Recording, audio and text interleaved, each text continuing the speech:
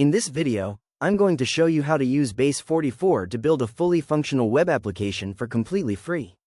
Let's get started. First, I'll head to the main dashboard and click the Plan toggle on the bottom right. This is a great way to save my free building credits while I brainstorm.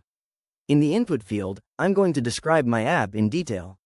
I want to create a modern student planner web app, so I'll list out the specific features I need, like task management, assignment deadlines, a calendar view, a notes section, and a dark mode option.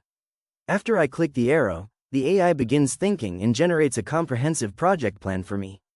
It outlines the goals and the intended audience, ensuring everything is aligned before the build starts. I'll click Start Building, and now the platform begins the heavy lifting. You can see it writing the styles, setting up the Tailwind configuration, and creating all the core components and logic for the pages.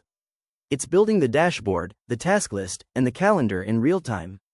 Once it finishes, I can jump right into my new app, Study Flow. I can see my pending tasks, track my progress, and navigate through the calendar and notes sections effortlessly.